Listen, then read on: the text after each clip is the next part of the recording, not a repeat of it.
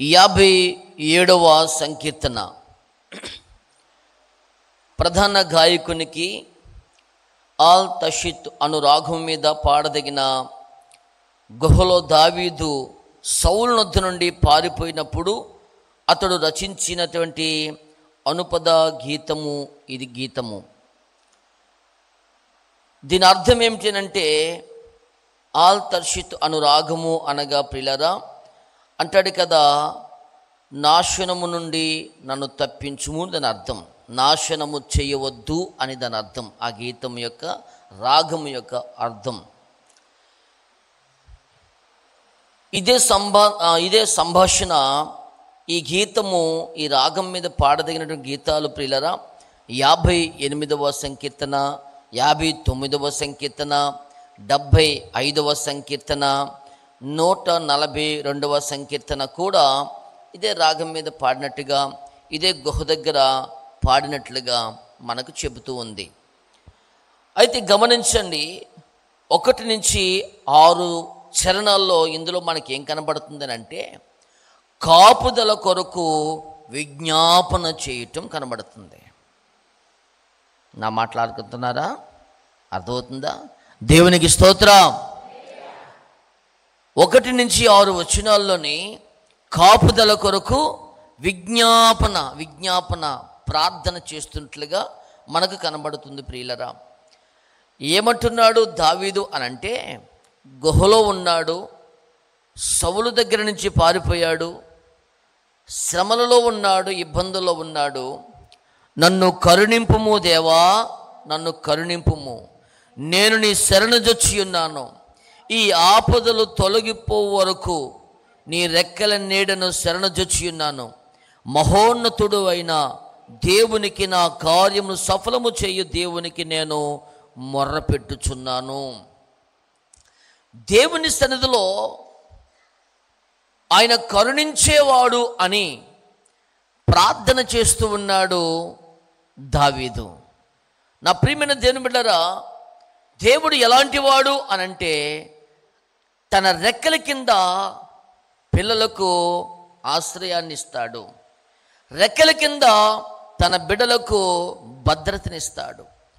అంటాడు కదా, కోడి తన రెక్కల కింద భద్రపరుచినట్లుగా నేను మిమ్మలను భద్రపరుస్తాను అంటాడు. వినండి నా ప్రియమైన వాళ్ళరా, అంతేకాదు నీ దృష్టిలో, నీ ఆలోచనలో, నీ మనసులో ఎన్నో కోరికలు ఉన్నాయి, ఎన్నో ఆలోచనలు, ఎన్నో ఊహలు ఉన్నాయి.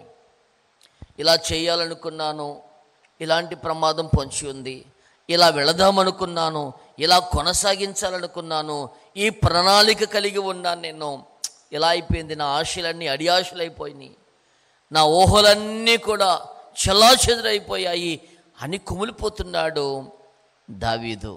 అయితే దేవుని దగ్గర అడుగుతున్నాడు, నీ శరణుజొచ్చి ఉన్నాను, నన్ను కరుణింపుము, నేను నీ శరణుజొచ్చి ఉన్నాను.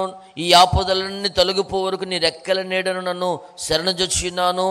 మహోన్నతుడైన దేవునికి నా కార్యములు సఫలము చేయు దేవునికి నేను మొర్రపెట్టుచున్నాను.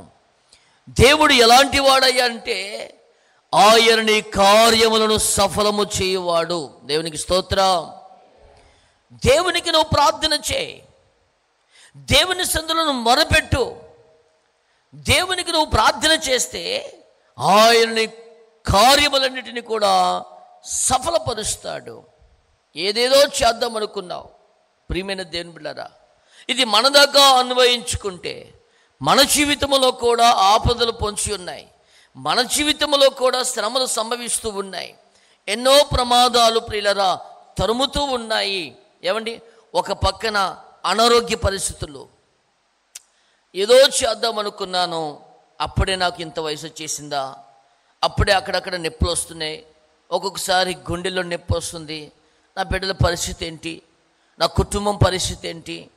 ఒక ఆయన మనం ఫోన్ చేసి, తమ్ముడు నాకు కొంచెం ఇలా బలహీనంగా ఉంది, హాస్పిటల్కి వెళ్ళాను టెస్టుల కోసం, అయితే అన్ని టెస్టులు చేయించాలి అని చెప్పారు, ఎందుకో ఒక్కసారిగా బీపీ పెరిగిపోయింది, ఆందోళన, ఏదో తెలియని బాధ, తెలియని భయం.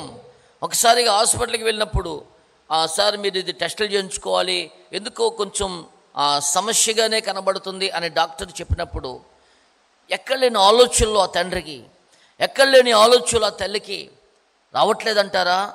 ప్రియా దేవుని బిడ్డలు గమనించండి.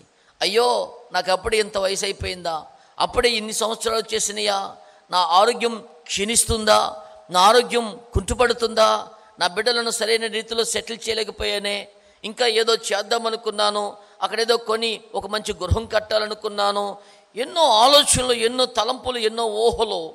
అప్పుడే నా ఆశలన్నీ అడియాశలైపోయాయా? అప్పుడే నేను అనుకున్నవన్నీ బూడిదలో పోసిన పన్నీరుగా మారిపోయినాయా? నా ఊహలన్నీ చిరిగిపోయాయా అని కుమిలిపోతూ ఉంటున్నాం మన జీవితాల్లో కూడా. నా ప్రియమైన దేవుని బిడ్డలు గమనించండి, మనము ఎవరిని ఆశ్రయించాము అంటే సృష్టికర్త అయిన దేవుణ్ణి ఆశ్రయించాము. సృష్టికర్త అయిన దేవుని సన్నిధిలో ఉన్నాము. ఆయన శరణుజొచ్చిన వారిని ఆయన విడిచిపెట్టేవాడు కానే కాదు. దావీదు యొక్క నిరీక్షణ అదే, దావీదు యొక్క ప్రియులరా ఆశ కూడా అదే. దేవా, నేను నీ రెక్కల నీడను శరణుజొచ్చి ఉన్నాను, నన్ను కరుణించవా, కనికరించవా, సహాయం చేయవా అని ప్రార్థన చేస్తున్నాడు. ప్రభునందు ప్రియ దేవుని బిడ్డలను గమనించండి, ఆయనను ఆశ్రయించిన వారిని ఎప్పుడూ ఆయన విడిచిపెట్టేవాడు కాదు. అంటాడు కదా, మహోన్నతుడైన దేవునికి, నా కార్యమును సఫలము చేయు దేవునికి నేను మొరపెట్టుచున్నాను. ఆయన ఆకాశము నుండి ఆజ్ఞ ఇచ్చి నన్ను రక్షించును. నన్ను మింగగోరు వారు దూషణలు పలుకున్నప్పుడు దేవుడు తన కృపాసత్యములు పంపును. దేవునికి స్తోత్రం. అమ్మ వింటున్నారా? నన్ను మృంగగోరు వారిని వింటున్నారా? నన్ను మృంగగోరు వారు ఏమంటే నన్ను చంపుటకై, లేక నన్ను మృంగగోరు వారు దూషణలు పలుకున్నప్పుడు దేవుడు తన కృపాసత్యములు పంపిస్తాడట. నాకెవరు శత్రువులు లేరులేండి. ఉన్నారా నీకు? శత్రువులు ఎవరు లేరులేండి నాకు అని నువ్వు ధీమాగా ఉంటున్నావో, మనకు శత్రువులు ఎవరో తెలుసా? మెయిన్ ప్రధాన శత్రువు చెప్పండి ఎవరు? పక్కింటి వాళ్ళు అంటున్నారు. పక్కింటి వాళ్ళు కాదు, ఎదురింటి వాళ్ళు కాదు. ప్రధాన శత్రువు సాతాను. రెండవ శత్రువు ఎవరు తెలుసా? మన శరీరమే. ఇది మనల్ని భయపెడుతుంది, ఇదే మన నాశనానికి నడిపిస్తుంది. అందుకనే కదా ఉదయాన్నే లేచి మందిరానికి ఎందుకు వస్తున్నావు? ఇంకా పడుకుందాం, ఇంకా పడుకో. ప్రార్థన అంటే పెట్టరా? శరీరం ఏమంటుంది? అరమే పడుగా అంటది శరీరం. ఇది మనకి శత్రువు. మోకాళ్ళు వేద్దామని మన లోపల ఆత్మ అంటూ ఉంటే, మోకరించో ప్రార్థించో అంటే ఈ శత్రువు ఏం చేస్తాడు సార్? ఏం అక్కర్లేదు, ఇలా కాళ్ళు నొప్పి నీకే, నువ్వు బాగానే మోకాళ్ళు వేస్తావు, పడుకో, వదిలే. బైబిల్ చదువుని పరిశుద్ధాత్ముడు అంటుంటే అక్కర్లేదు సాయంత్రం చదువుతుకెళ్ళే, అక్కడికి వెళ్ళకూడదు, అది మంచి స్థలం కాదంటే శరీరం అంటే పర్లేదు ఇల్లు, భలే బంజాగా ఉంటుంది, వెళ్ళు అక్కడికి వెళ్ళు. ఇక నిలబడకూడదురా నాయన, అపవిత్రమైన మాటలు మాట్లాడుకుంటున్నారు, దుష్టుల ఆలోచన చెప్పులు నడవకూడదు, కూర్చోకూడదు అని పౌలు ఆ యొక్క దావీదు అన్నాడు కదా అని ఆత్మ అంటుంటే శరీరం అంటే పర్లేదు ఏం కాదులే, కూర్చో, నుంచో, మాట్లాడో, నడో. రెండో శత్రువు ఎవరు? నీ శరీరమే శత్రువు. ఈ శరీరాన్ని జయించాలి. పౌలు శరీరాన్ని జయించగలిగాడు, అందుకనే అన్ని సంఘాలు కట్టగలిగాడు. వింటున్నారా? నా ప్రియమైన దేవుని బిడ్డలు గమనించండి. రెండవ శత్రువు మన శరీరము. మూడవ శత్రువు తెలుసా? బలహీనతలే. నీ బలహీనతలే నిన్ను భయపెడుతూ ఉంటాయి. ఇదిగో దగ్గు వస్తుందా, ఏదో సమస్య వచ్చింది, ఎక్కడెక్కడ నొప్పి వస్తుందా, ఇంకేముంది, అయిపోయింది. వీరండి నా ప్రియమైన వాళ్ళరా, చిన్న బలహీనతలను చూసి నువ్వు కృంగిపోకూడదు. అంటున్నాడు కదా, నా శత్రువులు నన్ను మింగగోరు వారు దూషణ పలుకున్నప్పుడు దేవుడు నాకు కృపాసత్యములు పంపును. నా ప్రియమైన దేవుని బిడ్డను గమనించండి. శత్రువు అనేవాడు నిన్ను మృంగివేయాలని చూస్తున్నాడు, నువ్వు భయపడవద్దు, దేవుడు నీకు సహాయం చెయ్యునుగాక.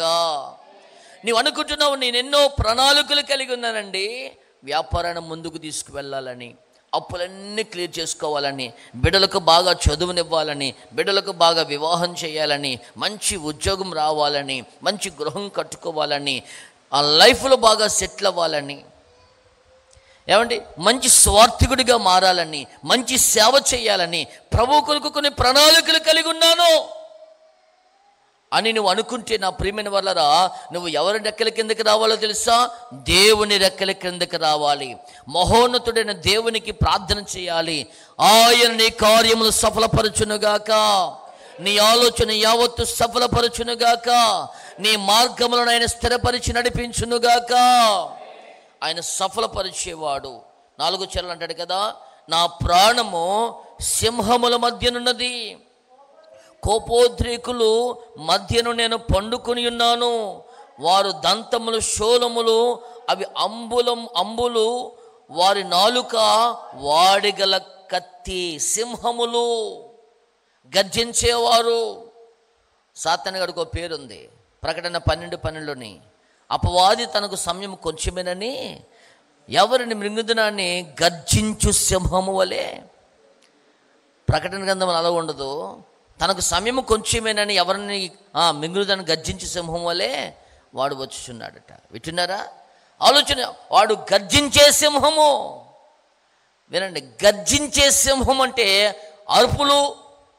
అరుపులు బెదిరింపులు తప్ప నేనేం చేయలేడు. అరిసే కుక్క ఇక్కడున్నారా? చెప్పండి మరి, పూర్తి చేయండి. సామెతల బోర్డులో నచ్చు కదా మీకు. అరిసే కుక్క అది అరుతుందంతే, కరదో మా జిమ్మీలాగా. దాన్ని చూడగానే భయం వేస్తుంది. వావ్ వావ్ వావ్ వావ్ అంటది. అల్లిపోతారు వచ్చిన వాళ్ళు, కానీ ఏం చేయదు అది. అరిసే కుక్క ఎప్పుడు కరవదు. శత్రువుని సాతానుగాడు కూడా, వినండి ప్రియులరా, నిన్ను గర్జిస్తాడు, భయపెడతాడు, భయాందోళనకు గురి చేస్తాడు. అయిపోయింది నీ బ్రతుకు, అయిపోయింది నీ జీవితం, చూసుకో, అదుగో ఇదిగో అని భయపెడతాడు. వాడి అరుపులకు, వాడి బెదిరింపులకు భయపడవద్దు. దేవుడు నీతో ఉన్నాడు, దేవుడు నీ పక్షాన ఉన్నాడు, దేవుడు నీ ప్రార్థన వింటున్నాడు. ధైర్యం తెచ్చుకో అన్న. ఎంతవరకు ధైర్యం తెచ్చుకోవాలన్నా? ఎన్ని శ్రమలన్నా, ఎన్ని కష్టాలన్నా, ఎన్ని ఇబ్బందులన్నా, వీటన్నిటిలో నుంచి దేవుడికి విజయం ఇచ్చునుగాక.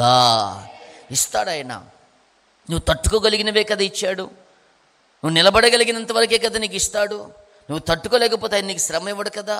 వినండి, శ్రమలు అనుమతించాడా? ఆనందంతో దానిని నువ్వు అనుభవించు. దేవుడు 2 ఆశీర్వాదం నీకు ఇచ్చునుగాక. యోబు శ్రమలు అనుభవించినప్పుడు, దేవుడు శ్రమలను అనుమతించినప్పుడు శ్రమలను ప్రేమతో ఆహ్వానించాడు. 2 ఆశీర్వాదాన్ని పొందుకున్నాడు. దావీదు కూడా తన జీవితంలో ఎన్నో పరుగులు, ఉరుకులు, శ్రమలు, శోధనలు, ఇరుకులు, ఇబ్బందులు, వాటన్నిటిలో నుంచి దేవుని వైపు చూశాడు. దేవుడే దావీదును బలపరుస్తున్నాడు. దేవుడే దావీదుని ప్రియులను స్థిరపరుస్తున్నాడు. కనుక నీ జీవితంలో ఏముండాలి అంటే ప్రార్థనా జీవితం ఉండాలి. ఇక్కడ 1 నుంచి 6 చరణాలు చూస్తే ప్రార్థన చేస్తున్నాడు, దేవునికి విజ్ఞాపన చేస్తున్నాడు. ప్రియులారా, ప్రార్థన చాలా ప్రభావం కలిగినది. ఇవనండి, దేవదాసయ్య గారు మంచి ప్రార్థనపరుడు, చాలా గొప్ప ప్రార్థనపరుడు. ఎంత ప్రార్థనా శక్తి కలిగిన వాడంటే, ఒకసారి ఒక ఆమె తన పిల్లవాడిని పడుకోబెట్టి తన పనులు ఏదో చేసుకుంటుంది.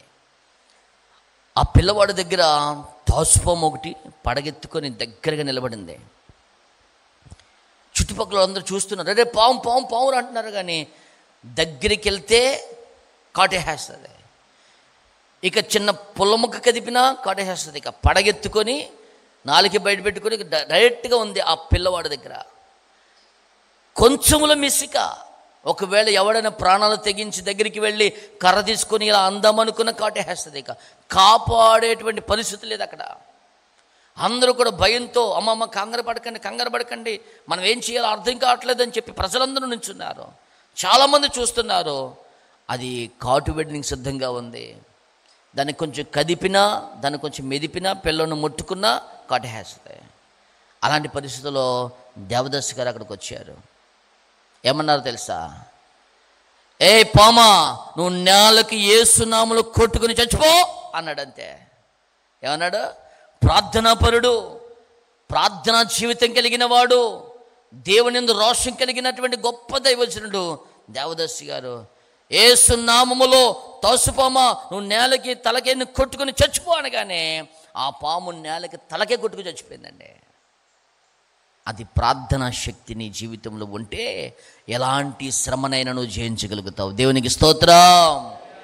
కనుక ఈ ఉదయకాల సమయంలో దావీదు దేవుణ్ణి ఆశ్రయించాడు. దేవుని దగ్గర 1-6 చరణాల్లో కాపుదల కొరకు విజ్ఞాపన ప్రార్థన చేస్తున్నాడు. నీ జీవితంలో కూడా ఎన్నో శ్రమలు సంభవిస్తూ ఉన్నాయి. ప్రభు సన్నిధిలోకి వచ్చావు, ప్రభు సన్నిధికి వచ్చి ప్రార్థన చేయి, నీకు సహాయం చేస్తాడు. ఏమని ప్రార్థన చేస్తున్నాడంటే, దేవా నన్ను కరుణింపుము, దేవా నన్ను కరుణించుము, నేను నీ శరణు జొచ్చి ఉన్నాను, ఈ ఆపదలన్నీ తొలగిపో వరకు నీ రెక్కల నీడను శరణు జొచ్చి ఉన్నాను. మహోన్నతుడైన దేవునికి నా కార్యము సఫలము చేయు దేవునికి నేను మొర్రపెట్టుచున్నాను. రండి మోకరించి ప్రార్థన చేసి, ప్రభువా నీ